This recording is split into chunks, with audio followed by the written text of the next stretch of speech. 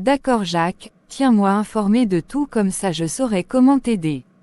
Ok bye. J'étais avec mon cher gendre au téléphone, et je suis heureuse qu'il ait retrouvé Kim et qu'elle ait accepté de retourner avec lui.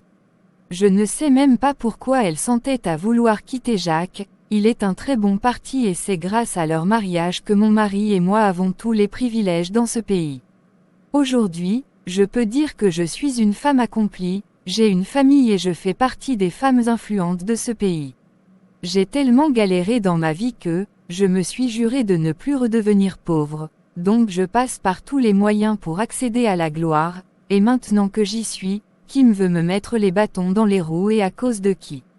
Un va-nu-pied qui ne peut même pas se mesurer à Jacques. Si elle divorce de Jacques, le président risque de ne pas apprécier, et il risque de tout nous enlever et ça je ne le permettrai jamais. J'ai trop lutté pour que ma capricieuse de fille vienne tout gâcher. Je dépose mon portable sur la table, et commence à regarder le profil des nouvelles victimes de violences conjugales qu'on m'a confiées hier, lorsque François, mon mari, apparaît au salon. À qui est-ce que tu parlais? À Jacques. Il m'informait que tout était rentré dans l'ordre avec Kim, et qu'elle était rentrée. À Dieu merci, je ne supportais pas de la savoir dans la nature. Triste, mais ce que je supporte encore moins, c'est qu'elle ne veuille plus m'adresser la parole parce que je l'ai obligée à se marier avec Jacques. Ne t'inquiète pas chérie, ça va lui passer. Mais ça fait longtemps que ça dure, et puis avec mon emploi du temps chargé, je n'ai même pas le temps d'aller la voir pour essayer d'arranger les choses. Je pense qu'on a mal agi. Non bien sûr que non, qu'est-ce que tu racontes? Écoute, je peux t'assurer qu'elle n'est pas malheureuse, même s'ils ont de petites disputes mais ça c'est normal dans tout couple. Jacques prend bien soin d'elle et tu sais que ta fille est très rancunière donc laisse-lui encore un peu de temps. Ça va lui passer. Il acquiesce et on continue de parler d'autre chose. Il faut que je remette ma fille à sa place pour qu'elle arrête avec ses enfantillages. Heureusement que François est beaucoup occupé, sinon il aurait forcé les choses avec Kim et il aurait tout su. Je sais que Jacques n'est pas un enfant de cœur, mais c'est pas mon problème, il est un bon parti et c'est ce qui importe. D'ailleurs, j'aborde jamais le sujet concernant ses affaires avec lui, c'est sa vie qu'il en fasse ce qu'il veut, nous on continuera de profiter de ce mariage. Ça fait 3 jours que j'arrête pas de réfléchir sur ce Jacques Kodjo. Ce visage, cette manière de faire et ce nom on aurait dit Émile. J'ai fait des recherches, et j'ai eu la confirmation que son père c'est bien Émile Kodjo mon ancien amant, et unique frère du président Joël Kodjo. Mais il est écrit que sa mère, c'est la défunte femme d'Émile, alors qu'elle était stérile raison pour laquelle il est venu vers moi. Il m'a dit qu'il voulait un héritier, et quand je suis tombée enceinte il m'a offert une maison et tout le confort dont j'avais besoin. Mais malheureusement, j'ai perdu le bébé à la naissance, du moins c'est ce qu'on m'avait dit, puisque j'ai pas vu son corps sous l'insistance d'Émile. Quelque temps après, nous avons appris la mort de sa femme, et Émile ne s'est jamais remarié et a même quitté le monde de la politique, pour on ne sait quelle raison, nous avons appris sa mort 5 ans après. Mais voilà qu'aujourd'hui j'apprends qu'il a un fils, et on ne peut pas émettre l'hypothèse d'une adoption, parce que ce Jacques lui ressemble comme 2 gouttes d'eau. Serait-ce mon fils? Non c'est impossible, mon enfant est mort. Il faut que j'éclaircisse cette histoire, et je sais à qui m'adresser pour savoir la vérité. Dès que j'entends la voix de mon fils mon cœur s'arrête net. Non Jacques ne peut pas être avec Hakim. Non pas ça. Je pose ma main sur ma poitrine les larmes aux yeux et regarde Michael qui a l'air inquiet pour moi. Je fais un effort pour répondre. Hakim mon chéri c'est toi. Michael fronce les sourcils. Oui maman, tonton Jacques est venu me chercher et il dit qu'il va m'emmener te voir, et ensuite on ira en Turquie puis en France, c'est vrai n'est-ce pas maman? Je laisse mes larmes couler et m'assois sur le canapé qui est dans le bureau. Oui mon chéri c'est vrai. On sera ensemble. J'essaye de garder mes idées claires et Michael s'impatiente devant moi lorsque Jacques récupère le portable. Alors ma chérie tu aimes ma surprise. Tu m'avais promis le laisser en dehors de tout ça.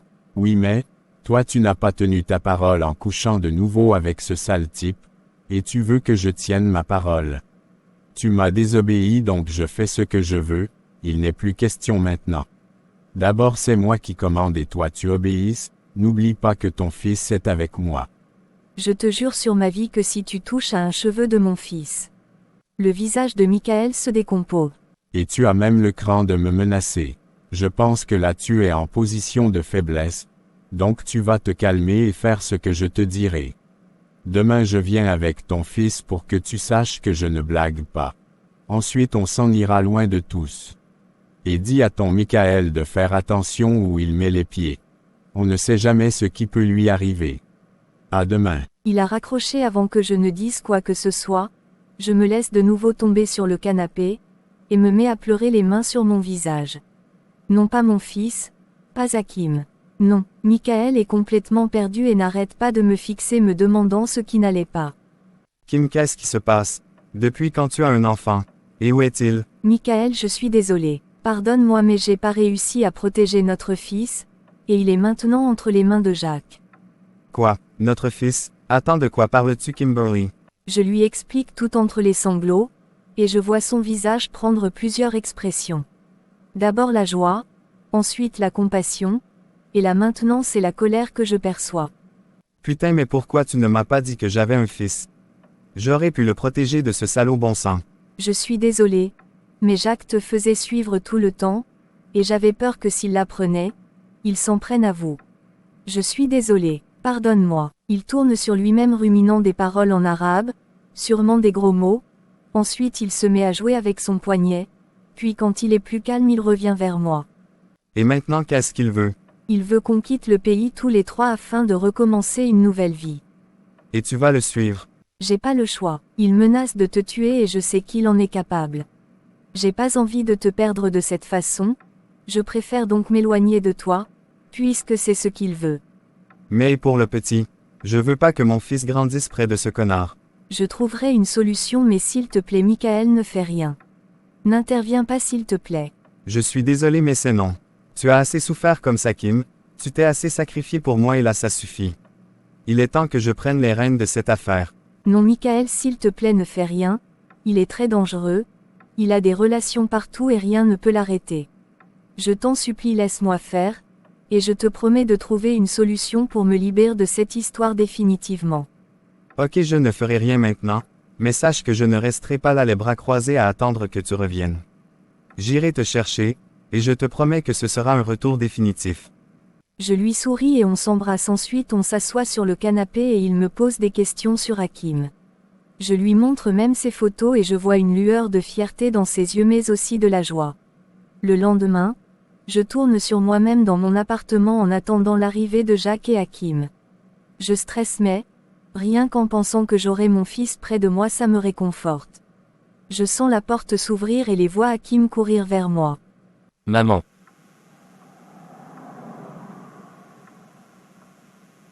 Je le réceptionne dans mes bras et le serre fort contre moi en laissant échapper des larmes. Je suis tellement heureuse de le tenir dans mes bras même si je sais le danger qui le guette. Oh mon amour comme tu as grandi. Oui maman, je suis devenu un grand garçon maintenant.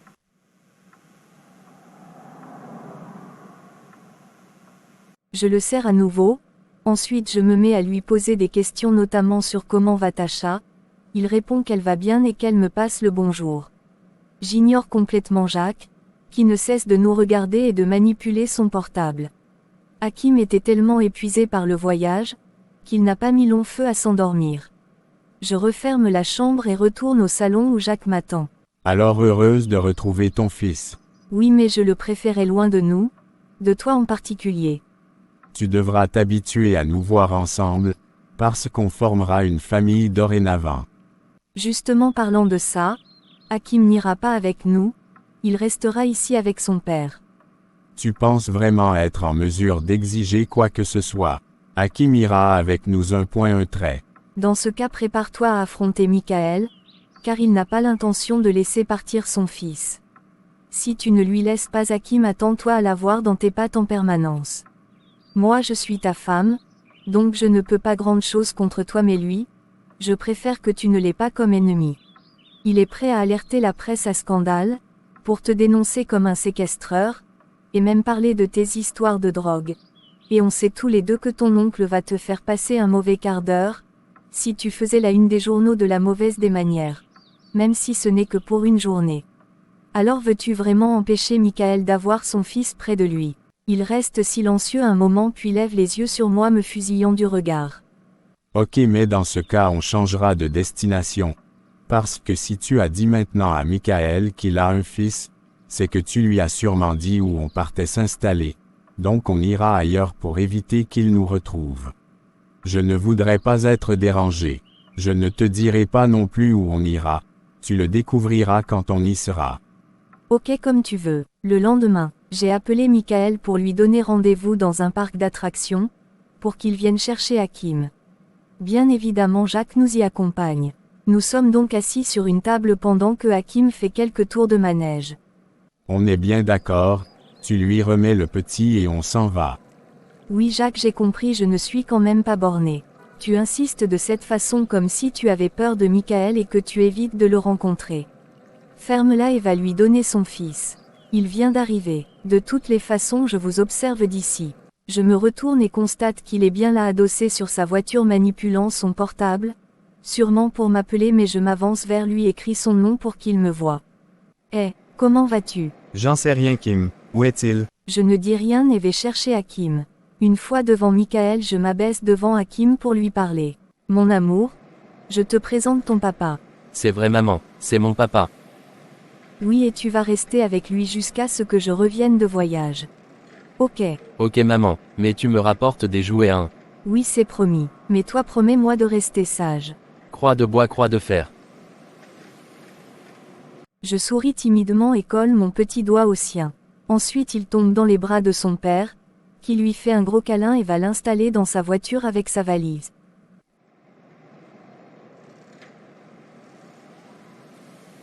Michaël, je veux STP que tu prennes bien soin de lui. Je veux que toi et Héloïse vous lui donniez une belle famille dans laquelle il va grandir et être épanoui. Moi je prendrai des nouvelles de lui de temps en temps. Adieu Mickey. T'es pas obligé de faire ça. Je suis prêt à prendre le risque pour te sauver donc je veux que tu montes dans cette voiture.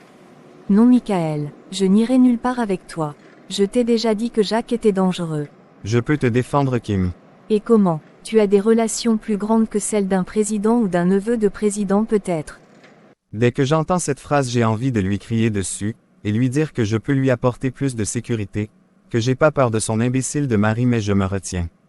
Parce que je ne suis même pas sûr que je sois toujours considéré comme celui que j'étais vraiment. Ça fait longtemps que j'ai renié cette partie de moi et aujourd'hui je pense en avoir besoin. Michaël je t'aime mais ma vie est liée à celle de Jacques. Elle tourne encore les talons pour s'en aller, mais je la retiens de nouveau en serrant ses deux bras, et me colle le plus possible à elle ma bouche à quelques centimètres de la sienne. Je sens la colère monter en moi. Je refuse de t'oublier tu comprends ça. Je refuse de laisser ce moins que rien t'éloigner de moi, et de notre fils donc dis à ton mari de s'attendre à moi. On se regarde intensément les yeux dans les yeux très proches lorsque que quelqu'un lui saisit le bras et l'attire violemment. Je lève les yeux et vois Jacques furieux. On avait un accord donc maintenant on part. Il l'attire et je la vois grimacer de douleur, mon sang fait un tour dans ma tête et au même moment, je retire le bras de Kim de son emprise et là. Bam je lui fous mon poing dans sa face l'envoyant au sol avec un nez cassé. Je t'interdis de poser tes sales pattes sur elle tu m'entends. Je le regarde se relever et j'ai des envies de meurtre. Je m'avance violemment vers lui dans l'intention de lui en coller une autre mais Kim s'interpose. Michaël non arrête. S'il te plaît arrête. Je t'en supplie ne fais pas de bêtises. Mickey s'il te plaît pense à Hakim. Il a besoin de toi. Elle abaisse ma tête et colle son front au mien tout en pleurant, pendant que l'autre là se fait entourer de ses gardes qui lui demandent si ça va. Ils veulent intervenir mais il les renvoie d'un geste de la main et recule. Entendre pleurer Kim m'a fait réaliser qu'il faut faire des sacrifices pour ceux qu'on aime, quitte à s'humilier et c'est ce que je vais faire. Je ferme les yeux, mon front toujours sur le sien, et je fais sortir quelque chose de la poche de mon pantalon. Tiens cette bague Kim, je te l'ai donnée une première fois comme signe de mon amour en te promettant de toujours t'aimer, mais aujourd'hui je te la donne en te jurant sur la vie de notre fils, que je viendrai te chercher peu importe où tu seras. Michaël que comptes-tu faire? Tu sais de quoi il est capable pour t'avoir à ses côtés, mais tu ne sais pas de quoi je suis capable pour te récupérer. Je la laisse planter là le regard perdu, je monte dans ma voiture et démarre en trombe. Ce Jacques vient de réveiller l'arabe en moi et il en aura pour son compte. Je suis chez les parents pour leur dire le fond de ma pensée. Comment peuvent-ils abandonner Kim entre les mains de ce criminel, et maman, qui lui a dit pour Hakim. Je devais leur parler depuis mais ils avaient voyagé et sont rentrés hier. J'ai demandé à un domestique d'aller les appeler dans leur chambre et ils descendent. Bonjour papa. Bonjour Loïc, pourquoi veux-tu nous voir de si bonne heure? On rentre à peine de voyage et nous sommes fatigués. Papa, il s'agit de Kim. Qu'y a-t-il encore avec elle? Je croyais qu'elle s'était réconciliée avec son mari, donc quoi encore? Donc tu ne te doutes vraiment pas de ce qui se passe dans la vie de ta fille, j'eus-tu fait exprès de l'ignorer. Loïc parle autrement à ton père et puis tu parles de Kim comme si elle avait un souci. J'ai eu Jacques hier au téléphone et elle va bien, donc ne viens pas nous fatiguer. Non, tout ne va pas bien, maman. Papa, comment peux-tu accepter que ta propre fille soit entre les mains de ce dealer, un homme qui la bat sans cesse, et qui a même menacé la vie de son enfant, ton petit-fils? Quoi? De quoi parles-tu? Qui bat qui? Et de quel petit-fils parles-tu? Je regarde l'expression du visage de papa, et j'ai l'impression qu'il n'est au courant de rien. Je regarde aussi maman qui baisse la tête comme pour se cacher. Attends, j'ai l'impression qu'elle n'a rien dit à papa depuis tout ce temps. Je pense que cette fois je suis finie, et je ne peux faire taire Loïc qui est très décidé à tout dire à son père. J'ai toujours fait en sorte que François ne sache jamais ce qui se passe dans le mariage de Kim, parce que le connaissant, il allait faire un scandale et mettre fin au mariage, et nous allions nous retrouver au point de départ. C'est moi qui ai convaincu François de donner Kim en mariage, lui disant que ça allait lui donner des points auprès du président pour devenir sénateur, et c'est ce qu'il a fait. Le fait d'être la femme d'un sénateur a été très avantageux pour moi, car j'ai vu mon ONG s'agrandir et j'en ai même ouvert plusieurs. J'ai donc gagné en renommée, et je fais partie des femmes les plus influentes de l'Afrique de l'Ouest, donc je ne pouvais pas permettre que l'histoire de Kim vienne tout foutre en l'air. J'ai parlé de l'enfant à Jacques, espérant qu'il convainc Kim de retourner avec lui sans faire de scandale, et voilà que tout va m'éclater à la figure. Muriel, tu étais au courant de quelque chose? Que répondre à la question que venait de me poser mon mari? J'ai même pas eu le temps de répondre que Loïc prit la parole. Bien sûr que oui, papa, et ne me dis pas que toi tu ignorais tout puisque vous êtes tout le temps ensemble. Je ne sais vraiment pas de quoi tu parles, Loïc. Bon, s'il te plaît, je te demande de te calmer et de m'expliquer cette histoire. Loïc se met à tout raconter à son père, du mariage jusqu'à leur soi-disant réconciliation en passant par la fugue. Je garde toujours la tête baissée attendant la foudre. Lorsque Loïc finit, François se lève d'un bond, se sert un verre de scotch et se met à tourner sur lui-même et je peux sentir son regard plein de colère sur moi. Donc tu savais tout ça, Muriel? Merde, je t'ai posé une question. Oui, mais je ne pensais pas que c'était aussi grave. D'AGN, pour toi battre ta fille n'est pas grave. Non, ferme ta bouche. À Mouaouin, sinon je risque de gifler mal même. Merde, comment ai-je pu être aussi irresponsable envers ma fille? J'étais tellement occupé dans ma nouvelle fonction que j'ai même pas vu le danger que vivait ma fille au quotidien. Oh mon Dieu, qu'ai-je fait à mon enfant?